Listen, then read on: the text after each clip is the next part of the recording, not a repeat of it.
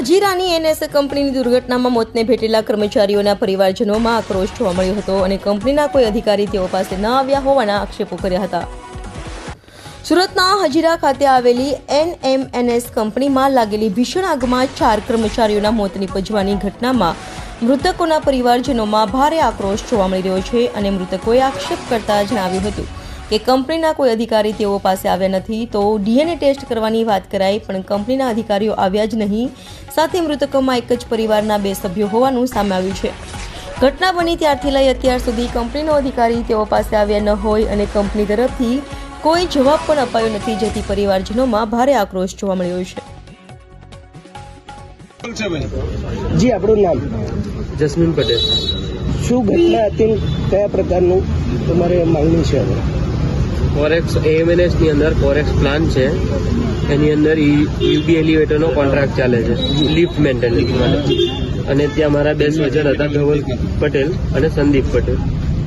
એ લોકો lift maintenance માટે ત્યાં ગયા હતા. હવે અમને 5:30 વાગ્યાની આજુબાજુમાં જાણ કરવામાં આવી હતી. ત્યાંથી એમના જે કોન્ટ્રાક્ટર છે એ એમના મારા પહેલાથી મેં એમને એક્સ એમ્પ્લોય હતો, એટલે મને કોન્ટેક્ટ કર્યો કે ભાઈ એ વ્યક્તિઓ નથી બહાર નીકળ્યા અને કોન્ટેક્ટ થતો નથી. એટલે મેં પાર્કિંગમાં બાઇક જોવા માટે ત્યાં ગયો. પછી એમના ઓનર પણ ત્યાં આવ્યા, એમના જે કોન્ટ્રાક્ટર ઓનર છે એ આવ્યા હતા. પછી એ લોકોને સિક્યુરિટીના પરમિશનથી અંદર જવા દીધું હતું. પહેલા અંદર અમે જ્યારે બહાર હતા ત્યારે અમને એક માણસની ડેથ થઈ ગઈ છે એવું જણાવવામાં આવ્યું હતું કે એક માણસ નથી બચ્યા. અંદર જે બ્લાસ્ટ થયો છે એના જે આગમાં અંદર આવી ગયો છે અને એકનું મૃત્યુ થઈ ગયું છે એવું કીધું હતું. અને પછી એ લોકોના અંદર ઓનર ગયા પછી અંદરથી ઓનરને એવી માહિતી આપી કે તમારા માણસોને સિવિલ હોસ્પિટલની અંદર લઈ ગયા છે, તમે ત્યાં જ સંપર્ક કરી લો. અને પછી અમે અહીંયા શિફ્ટ થયા. હવે તમારી માંગણી શું છે?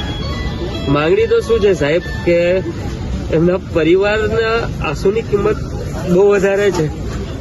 એમના પરિવાર માટે જેટલું કંપની કરી શકે વધારે એ કરે એવી માંગ છે મારી તો.